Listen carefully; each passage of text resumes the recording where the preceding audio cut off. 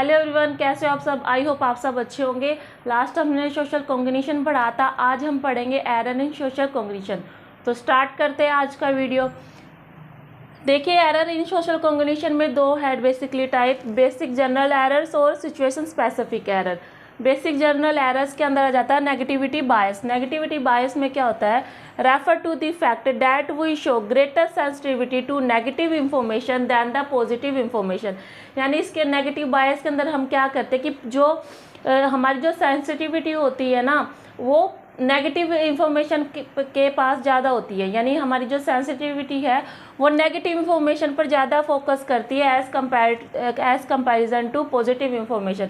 यानी हमारा जो फोकस है, फोकस ऑफ पॉइंट है, वो नेगेटिव इंफॉर्मेशन पे ज़्यादा आ जाएगा, ना कि पॉजिटिव इंफॉर्मेशन पे। यानी आप कोई एक पर्सन है, वो ज़िंदगी में कोई भी अच्छा काम कर ले, ठीक है, चलता है, लेकिन अगर उसने पूरी लाइफ में एक कोई गलत काम कर दिया, सब उसी को डिडक्ट करते हैं, ठीक है। पूरी लाइफ उसने अच्छा काम किया, लेकिन एक नेगेटिव पॉइंट उससे होगा, एक नेगेटिव चीज़ उसने कर दी, तो सारा फोकस उसी एक नेगेटिव पॉइंट पे जाएगा, ठीक है, ना कि उसके पॉजिटिव। कोई उसके पॉजिटिव पॉइंट को नहीं देखेगा, सिर्फ एक नेगेटिव पॉइंट पे देखेगा, ठीक है जी। यानी या दूसरा ले लेते हैं, हाउस वाइफ जो भी होती है, कितना ही अच्छा काम कर ले, कितना ही बहुत ज़्यादा अच्छा काम कर ले, लेकिन सिर्फ अगर उसने एक गलती करी, सब उसी के ऊपर फोकस करेंगे, ना कि उसके पॉजिटिव वाले पॉइंट पर, ठीक है। ये हो जाता है हमारा नेगेटिविटी बायस। सेकंड है हमारा ऑप्टिमिस्टिक बायस। ऑप्टिमिस्टिक बायस में क्या होता है, powerful predisposition to overlook risk and expect thing to turn out well. इसमें क्या होता है,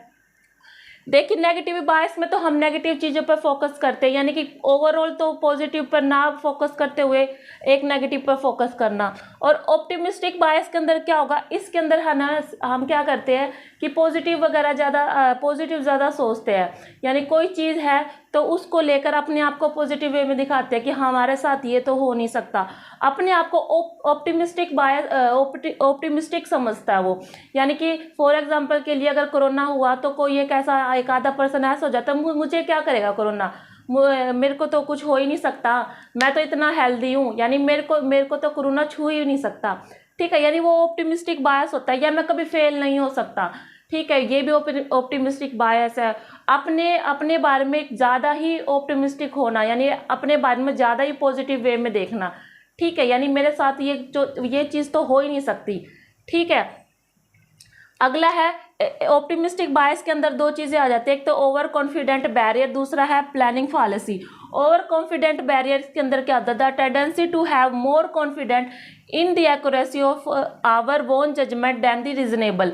ओवर कॉन्फिडेंट हर कोई करता है, देखिए, यानी कि आपका एग्ज़ाम है, एग्ज़ाम में आपने एग्ज़ाम अटैम्प्ट कर आए, आप ओवर कॉन्फिडेंट हो जाते हो कि इस बार तो मैं JRF लेकर आऊँगा, हाँ मेरे बहुत ही अच्छे मार्क्स आए हैं, वो ओवर कॉन्फिडेंट हो जाता है। देखो, कॉन्फिडेंट होना अच्छी बात है, लेकिन ओवर कॉन्फिडेंट हमें कभी नहीं होना चाहिए।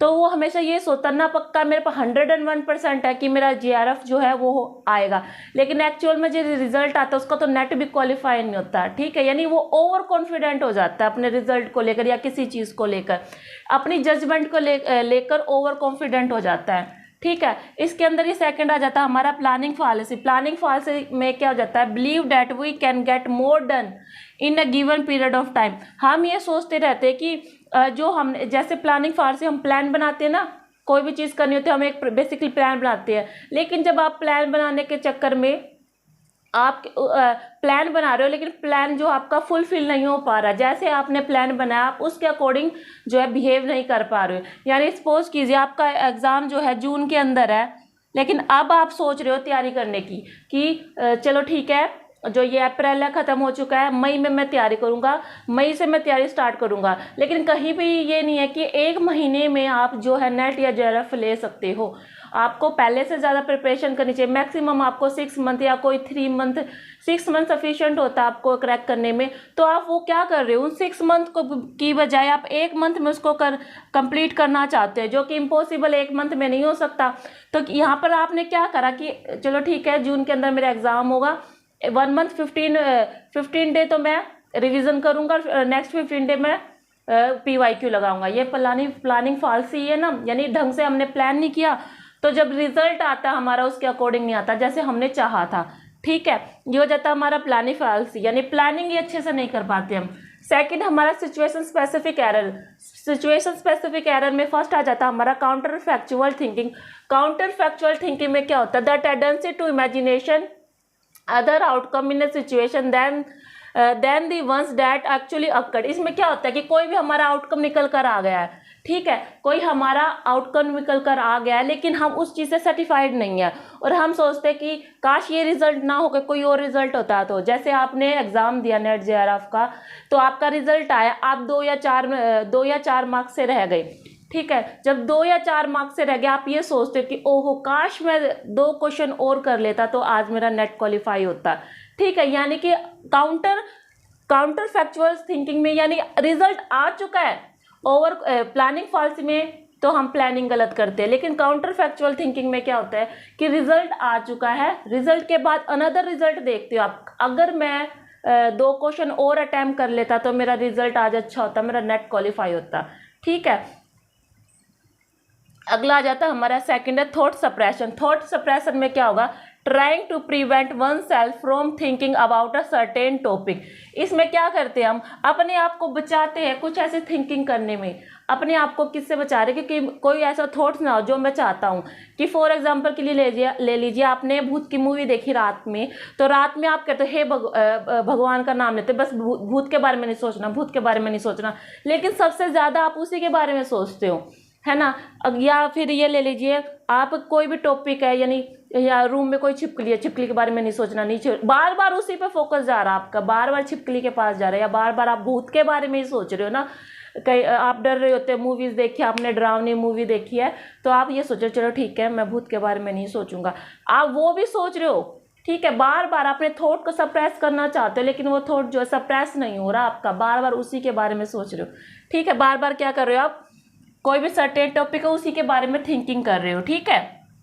अपने आप को बचा रहे हो कि मुझे भूख से करूँ, भूत से नहीं डरना, ठीक है। मैजिकल थिंकिंग क्या होता है, द बिलीव दैट इवेंट और the believe of other can be influence by one's thought wish और रिचुअल। इसमें क्या होता है मैजिकल थिंकिंग में कि आपने देखा होगा ना आजकल कैसे कैसे है ना जो केक बने हुए, कोई सैंडल का केक बना रहा है, मतलब शेप होता तो वो केक एक्चुअल में, लेकिन सैंडल की शेप में हो रहा है। या फिर कोई टॉयलेट के जैसा ही कोई केक बना रहा है ना, मैजिकल थिंकिंग है।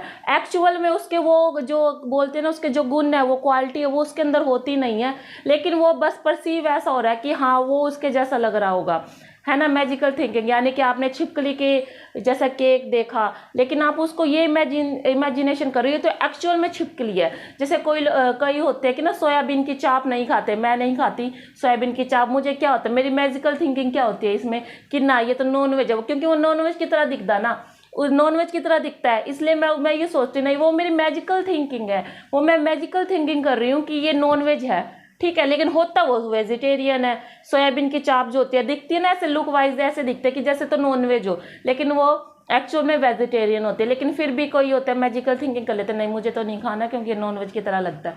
ये होता है हमारा magical thinking. Error in social cognition में आज हमारा इतना ही है, कल मिलते हैं आपसे। Thank you.